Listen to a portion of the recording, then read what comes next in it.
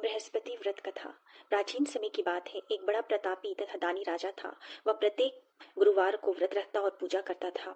यह उसकी रानी को अच्छा नहीं लगता था। न ही वो व्रत रखती और न ही किसी को एक पैसा दान देती। राजा को भी ऐसा करने से मना करती थी। एक समय की बात है कि राजा शिकार खेलने के लिए वन में चले गए। घर पर रानी और दासी अकेली थी। उस समय गुरु बृहस्पति साधु का रूप धारण कर राजा के दरवाजे पे भिक्षा मांगने आए। साधु ने रानी से भिक्षा मांगी तो वह कहने लगी, हे साधु महाराज, मैं इस दान और पुण्य से तंग आ चुकी हूँ। आप कोई ऐसा उपाय बताइए जिससे यह सारा धन नष्ट हो जाए और मैं आराम से रह सकूं। साधु रूपी बृहस्पति देव ने कहा, हे देवी, तुम बड़ी विचित्र हो। संतान और धन के लिए भी कोई दुखी होता है। अगर तुम्हारे पास धन अधिक है तो उसे शुभ कार्यों में लगाओ जिससे तुम्हारे दोनों लोग सुधरे। परंतु साधु की यह बात रानी को खुश नहीं कर पाई। उसने कहा, मुझे ऐसे धन की आवश्यकता नहीं जिसे मैं दान दे सकूं, जिसको संभालने में मेरा सारा समय नष्ट हो जाए। साधु ने कहा, यदि तुम्हारी यही इच्छा है तो जैसा मैं कहता हूँ वैसा करना। बृहस्पति के दिन तुम घर को गोबर से लिपना, अपने केशों को पीली मिट्टी से धोना, केशों को धोते समय स्नान करना, राजा से भी हजामत बनाने को कहना, भोजन में मांस मदिरा खाना, कपड़ा धोबी को धुलने के लिए देना। इस प्रकार 7 बृहस्पतिवार करने से तुम्हारा समस्त धन नष्ट हो जाएगा।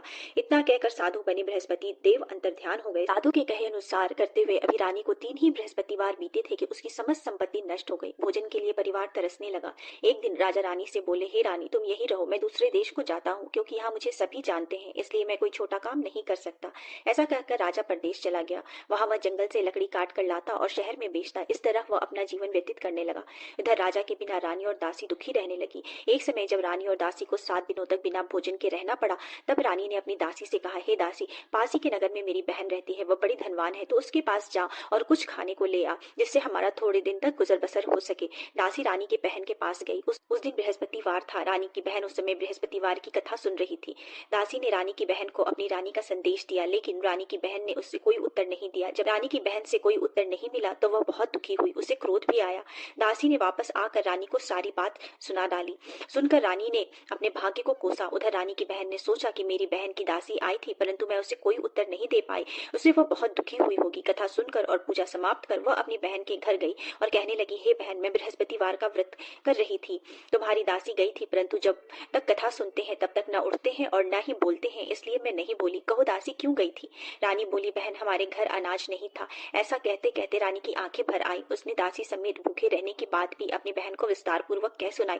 रानी की बहन बोली, बहन देखो, बृहस्पति देव भगवान सबकी मनोकामना पूर्ण करते हैं। देखो, शायद तुम्हारे घर में अनाज रखा हो। यह सुनकर दासी घर के अंदर गई तो वहां उसे एक घड़ा अनाज से भरा हुआ मिला। उसे बड़ी हैरानी हुई। उसने एक एक बर्तन देख लिया था। उसने बाहर आकर रानी को बताया। दासी रानी से कहने लगी, हे रानी, जब आपको भोजन नहीं मिलता तो हम व्रत ही करते हैं, इसलिए क्यों न इनसे व्रत की कथा की विधि पूछ ली जाए, हम भी व्रत किया करेंगे। दासी के कहने पर रानी ने अपनी बहन से बृहस्पतिवार के व्रत की कथा की विधि पूछी और उसकी बहन ने बताया, बृहस्पतिवार के व्रत में चने की दाल और मुनक्का से विष्णु भगवान का केले के जड़ में पूजन करें, एक दीपक जलाएं, पीला भोजन करें तथा कथा सुने। इससे गुरु भगवान प्रसन्न होते हैं, मनोकामना पूर्ण करते हैं। व्रत और पूजन की विधि बताकर रानी की बहन अपने घर को लौट आई। रानी और दासी दोनों ने निश्चय किया कि बृहस्पति देव भगवान का पूजन जरूर करेंगे। 7 रोज बाद जब बृहस्पतिवार आया तो उन्होंने व्रत रख घुड़साल से जाकर चना और गुड़ बिन कर लाई तथा उसकी दाल से केले के जड़ तथा विष्णु भगवान का पूजन किया। अब पीला भोजन कहाँ से आए? दोनों बड़ी दुखी हुई, परंतु उन्होंने व्रत किया था, इसलिए बृहस्पति देव भगवान प्रसन्न थे। एक साधारण व्यक्ति के रूप में वे 2 थाल में सुंदर पीला भोजन लेकर आए और दासी को देकर बोले, हे दासी, यह भोजन तुम्हारे लिए और तुम्हारी रानी के लिए है, इससे तुम दोनों ग्रहण करना। दासी भोजन पाकर बहुत प्रसन्न हुई। उसने रानी को सारी बात बताई। उसके बाद वे दोनों प्रत्येक बृहस्पतिवार को गुरु भगवान का व्रत करने और पूजन करने लगी। बृहस्पति भगवान की कृपा से उनके पास धन आ गया, परंतु रानी फिर पहले की तरह आलस्य करने लगी। तब दासी बोली, देखो रानी, तुम पहले भी इस प्रकार आलस्य करती थी, तुम्हें धन रखने में कष्ट होता था, इस कारण सभी धन नष्ट हो गया। अब गुरु भगवान की कृपा से धन मिला है तो फिर तुम्हें आलस्य हो गया है। बड़ी मुसीबतों के बाद हमने यह धन पाया है, इसलिए हमें दान पुण्य करना चाहिए। अब तुम भूखे मनुष्यों को भोजन कराओ, प्याऊ लगवाओ, ब्राह्मणों को दान दो, कुआं, तालाब, बावड़ी आदि का निर्माण कराओ, मंदिर पाठशाला आदि बनवाओ, कुंवारी कन्याओं का विवाह कराओ, अर्थात धन को शुभ कार्यों में खर्च करो, जिससे तुम्हारे कुल का यश बढ़े तथा स्वर्ग प्राप्त हो और पितर प्रसन्न हो। दासी की बात सुनकर रानी शुभ कार्य करने लगी, उसका यश फैलने लगा। एक दिन रानी और दासी आपस में विचार करने लगी कि न जाने राजा किस दशा में होंगे, उनकी कोई खोज खबर भी नहीं मिली। उन्होंने श्रद्धा पूर्वक बृहस्पति भगवान की प्रार्थना की कि राजा जहाँ कहीं भी हो शीघ्र वापस आ जाए। उधर राजा परदेश में बहुत दुखी रहने लगा। वह प्रतिदिन जंगल से लकड़ी बिनकर लाता और उसे शहर में बेचकर अपने दुखी जीवन को बड़ी कठिनता से व्यतीत करने लगा। एक दिन दुखी होकर उसने पुरानी बातें याद करने लगा और रोने लगा और उदास हो गया। उस समय राजा के पास बृहस्पति देव साधु का वेश में आकर बोले, हे लकड़हारे, तुम इस सुनसान जंगल में किस चिंता में बैठे हो, मुझे बताओ। यह सुनकर राजा के नेत्रों में जल भर आया। साधु की वंदना कर राजा ने अपनी संपूर्ण कहानी कह सुनाई। महात्मा दयालु होते हैं। वे राजा से बोले, हे राजन, तुम्हारी पत्नी ने बृहस्पति देव के प्रति अपराध किया था, इसी कारण तुम्हारी यह दशा हुई है। अब तुम चिंता मत करो, भगवान तुम्हें पहले से अधिक धन देंगे। देखो, तुम्हारी पत्नी ने बृहस्पतिवार का व्रत प्रारंभ कर दिया है। अब तुम भी बृहस्पतिवार का व्रत करके चने की दाल व गुड़ जल के लोटे में डालकर केले के पेड़ की पूजन करो, फिर कथा सुनो और या कहो, भगवान तुम्हारी सब मनोकामनाओं को पूर्ण कर देंगे। साधु की बात सुनकर राजा बोले, हे प्रभु, लकड़ी बेचकर तो इतना पैसा नहीं बचता जिससे भोजन के उपरांत कुछ बचा सकूं। मैंने रात्रि में अपनी रानी को व्याकुल देखा है। मेरे पास कोई साधन नहीं है जिससे उसका समाचार पा सकूं। फिर मैं कौन सी कहानी कहूं, यह भी मुझको मालूम नहीं। साधु ने कहा, हे राजन, मन में बृहस्पति भगवान के पूजन व्रत का निश्चय करो, वे स्वयं तुम्हारे लिए कोई राह बना देंगे। बृहस्पतिवार के दिन तुम रोजाना की तरह लकड़ियां लेकर शहर जाना। तुम्हें रोज से दुगुना धन मिलेगा, जिससे तुम भली भांति भोजन कर लोगे तथा बृहस्पतिवार की पूजा का सामान भी ला सकोगे। जो तुमने बृहस्पतिवार की कहानी के बारे में पूछा है वह इस प्रकार है। बृहस्पति देव की व्रत कथा। प्राचीन काल में एक बहुत ही निर्धन ब्राह्मण था। उसकी कोई संतान नहीं थी। वह नित्य पूजा पाठ करता था। उसकी स्त्री न स्नान करती थी और न ही किसी देवता का पूजन करती थी। इस कारण ब्राह्मण देवता बहुत दुखी रहते थे। भगवान की कृपा से ब्राह्मण के यहाँ एक कन्या उत्पन्न हुई। कन्या बड़ी होने लगी। प्रातः स्नान करके वह भगवान विष्णु का जप करती थी। बृहस्पतिवार का व्रत भी करने लगी। पूजा पाठ समाप्त कर पाठशाला जाती और अपनी मुट्ठी में जौ भर के ले जाती थी और पाठशाला के मार्ग में डाल दी जाती। लौटते समय वही जौ स्वर्ण के हो जाते थे और उनको बीनकर वो घर ले आती। एक दिन वह बालिका सूप में सोने के जौ को फटक कर साफ कर रही थी। तभी उसकी माँ ने देख लिया और कहा कि हे बेटी, सोने के जौ को फटकने के लिए सोने का सूप होना चाहिए। दूसरे दिन गुरुवार था। कन्या ने व्रत रखा और बृहस्पति देव से सोने के सूप देने की प्रार्थना की। बृहस्पति देव ने उसकी प्रार्थना स्वीकार कर ली। रोजाना की तरह वह कन्या जौ फैलाती हुई पाठशाला चली गई। पाठशाला से लौटते वक्त जब वो जौ बिन रही थी तो बृहस्पति देव की कृपा से उसे सोने का सूप मिला। उसे वह घर ले आई और उससे जौ साफ करने लगी, परंतु उसकी माँ का वही ढंग रहा। एक दिन की बात है, कन्या सोने के सूप में जौ साफ कर रही थी। उस समय उस नगर का राजकुमार वहां से निकला। कन्या के रूप और कार्य को देखकर वह उस पर मोहित हो गया। राजमहल में आकर वह भोजन तथा जल त्याग कर उदास होकर लेट गया।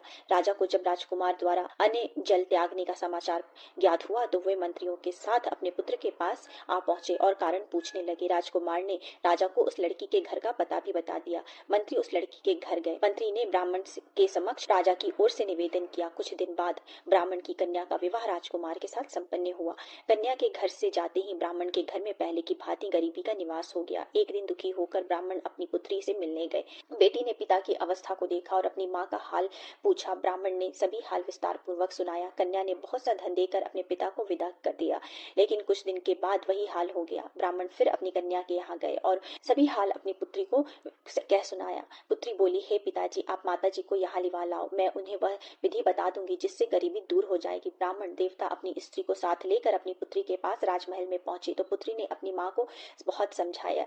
वो बोली, हे माँ, तुम प्रातः काल स्नान आदि करके विष्णु भगवान का पूजन करो तो सब दरिद्रता दूर हो जाएगी। परंतु उसकी माँ ने उसकी एक भी बात नहीं मानी। वह प्रातः काल उठकर अपनी पुत्री की बची जूठन खा लेती थी। एक दिन उसकी पुत्री को बहुत गुस्सा आया। उसने अपनी माँ को एक कोठरी में बंद कर दिया। प्रातः उसे स्नान आदि करा के पूजा पाठ करवाया तो उससे उसकी माँ की बुद्धि ठीक हो गई। इसके बाद वह नियम से पूजा पाठ करने लगी और प्रत्येक बृहस्पतिवार को व्रत भी करने लगी। इस व्रत के प्रभाव से मृत्यु के बाद वह स्वर्ग को प्राप्त हुई। वह ब्राह्मण देवता भी सुख पूर्वक इस लोक का सुख भोग करके स्वर्ग को प्राप्त हुए। इस तरह कहानी कहकर साधु बने देवता वहां से लोप हो गए। धीरे धीरे समय व्यतीत होने पर फिर बृहस्पतिवार का दिन आया। राजा जंगल से लकड़ी काट कर शहर में बेचने गया। उसे उस दिन और दिनों से अधिक धन मिला। राजा ने चना गुड़ आदि लाकर बृहस्पतिवार का व्रत किया। उस दिन से उसके सभी कलेश दूर हो गए। परंतु जब अगले गुरुवार का दिन आया तो राजा बृहस्पतिवार का व्रत करना भूल गया। इस कारण बृहस्पति भगवान नाराज हो गए। उस दिन उस नगर के राजा ने विशाल यज्ञ का आयोजन किया था तथा उसके समस्त राज्य में घोषणा करवा दी थी कि सभी मेरे घर भोजन करने आवे, किसी के घर चूल्हा ना जले। इस आज्ञा को जो न मानेगा उसको फांसी दे दी जाएगी। राजा की आज्ञा अनुसार राज्य के सभी लोग राजा के घर भोजन में सम्मिलित होने के लिए चले गए, लेकिन लकड़हारा कुछ देर से पहुंचा, इसलिए राजा उसको अपने साथ महल ले गए। जब राजा लकड़हारे को भोजन करा रहे थे तो रानी की दृष्टि उस खूंटी पर पड़ी जहां पर उसका हार लटका हुआ था। उसे हार खूंटी पर लटका हुआ दिखाई नहीं दिया। रानी को निश्चय हो गया कि मेरा यह हार लकड़हारे ने चुराया है। उसी समय सैनिक बुलवाकर उसको जेल में डलवा दिया। लकड़हारा जेल में विचार करने लगा कि न जाने कौन से पूर्व जन्म के कर्म से मुझे यह दुख प्राप्त हुआ है, और जंगल में मिले साधु को याद करने लगा। तत्काल बृहस्पति देव साधु के रूप में प्रकट हो गए और कहने लगे, अरे मूर्ख, तूने बृहस्पति देवता की कथा नहीं की, इसी कारण तुझे यह दुख प्राप्त हुआ है। अब चिंता मत कर, बृहस्पतिवार के दिन जेल खाने के दरवाजे पर तुझे 4 पैसे पड़े मिलेंगे, उससे तू बृहस्पतिवार की पूजा करना, तेरे सभी कष्ट दूर हो जाएंगे। अगले बृहस्पतिवार को उसे जेल के दरवाजे पर 4 पैसे पड़े मिले। राजा ने पूजा का सामान मंगवाकर कथा कही और प्रसाद बांटा। उसी रात्रि में बृहस्पति देव ने उस नगर के राजा को स्वप्न में कहा, हे राजा, तूने जिसे जेल में बंद किया है उसे कल छोड़ देना, वह निर्दोष है। राजा प्रातःकाल उठा और खूंटी पर हार टंगा देखकर लकड़हारे को बुलाकर क्षमा मांगी तथा राजा के योग्य सुंदर वस्त्र आभूषण भेंट कर उसे विदा किया। गुरुदेव की आज्ञा अनुसार राजा अपने नगर को चला गया। राजा जब नगर के निकट पहुंचा तो उसे बड़ा ही आश्चर्य हुआ। नगर में पहले से अधिक बाग, तालाब और कुएं तथा बहुत सी धर्मशालाएं, मंदिर आदि बने हुए थे। राजा ने पूछा कि यह किसका बाग और धर्मशाला है। तब नगर के सब लोग कहने लगे, यह सब रानी और दासी द्वारा बनवाया गया है। राजा को आश्चर्य हुआ और गुस्सा भी आया कि उसकी अनुपस्थिति में रानी के पास इतना धन कहाँ से आया। जब रानी ने यह खबर सुनी कि राजा आ रहे हैं तो उसने अपनी दासी से कहा, हे दासी, देख राजा हमको कितनी बुरी हालत में छोड़ के गए थे, वो हमारी ऐसी हालत देख कर लौट न जाए, इसलिए तू दरवाजे पर खड़ी हो जा। रानी की आज्ञा अनुसार दासी दरवाजे पर खड़ी हो गई और जब राजा आए तो उन्हें अपने साथ महल में लिवा लाई। तब राजा ने क्रोध करके अपनी तलवार निकाली और पूछने लगा, बताओ यह धन तुम्हें कहाँ से प्राप्त हुआ। तब रानी ने सारी कथा कह सुनाई। राजा ने निश्चय किया कि मैं रोजाना दिन में 3 बार कहानी कहा करूंगा और व्रत किया करूंगा। अब हर समय राजा के दुपट्टे में चने की दाल बंधी रहती थी और दिन में 3 बार कथा किया करते थे। एक रोज राजा ने विचार किया कि चलो अपनी बहन के यहाँ हो आओ। इस तरह का निश्चय कर राजा घोड़े पर सवार हो अपनी बहन के यहाँ चल दिए। मार्ग में उन्होंने देखा कि कुछ आदमी एक मुर्दे को लिए जा रहे हैं। उन्हें रोककर राजा कहने लगा, अरे भाइयों, मेरी बृहस्पतिवार की कथा सुन लो। वे बोले, लो, हमारा तो एक आदमी मर गया है, इसको अपनी कथा की पड़ी है। परंतु कुछ आदमी बोले, अच्छा कहो, हम तुम्हारी कथा भी सुनेंगे। राजा ने दाल निकाली और कथा कहनी शुरू कर दी। जब कथा आधी हुई थी तो मुर्दा हिलने लगा और जब कथा समाप्त हुई तो राम राम करके मुर्दा उठकर खड़ा हो गया। राजा आगे बढ़ा। उसे चलते चलते शाम हो गई। आगे मार्ग में उसे एक किसान खेत में हल चलाता मिला। राजा ने उससे कथा सुनने का आग्रह किया लेकिन वो नहीं माना। राजा आगे चल दिया। राजा के हटते ही बैल पछाड़ खाकर गिर गए तथा किसान के पेट में बहुत जोर से दर्द होने लगा। उसी समय किसान की माँ रोटी लेकर आई। उसने यह सब देखा तो अपने पुत्र से सब हाल पूछा। बेटे ने सभी हाल कह बताया। बुढ़िया दौड़े दौड़े उस घुड़सवार के पास पहुंची और उससे बोली, मैं तेरी कथा सुनूंगी, तू अपनी कथा मेरे खेत में चलकर कहना।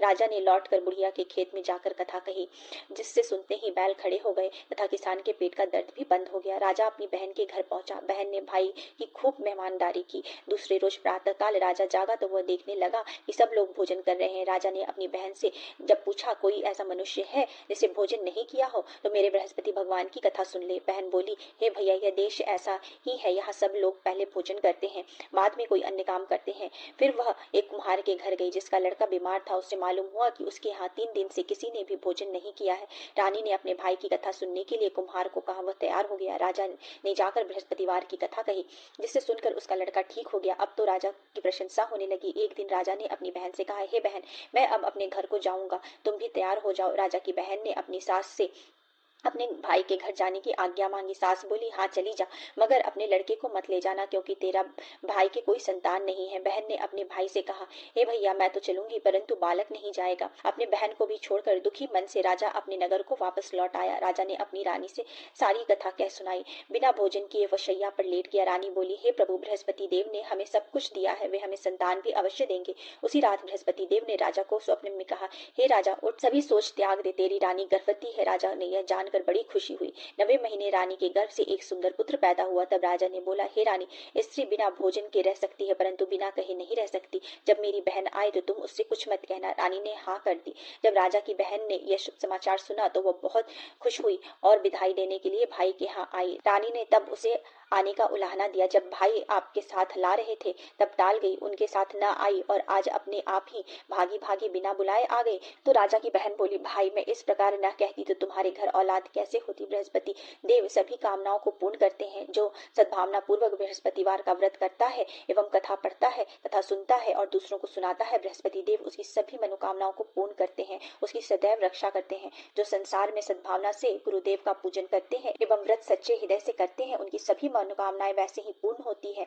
जैसे सच्ची भावना से रानी और राजा ने बृहस्पतिवार की कथा का गुणगान किया तो उनकी सभी मनोकामनाएं बृहस्पति देव ने पूर्ण की। अनजाने में भी बृहस्पति देव की अपेक्षा न करें, ऐसा करने से सुख शांति नष्ट हो जाती है। इसलिए सबको कथा सुनने के बाद प्रसाद लेकर जाना चाहिए। हृदय में उनका मनन करते हुए जयकारा बोलना चाहिए। बोलो श्री बृहस्पति भगवान की जय। बोलो श्री विष्णु भगवान की जय।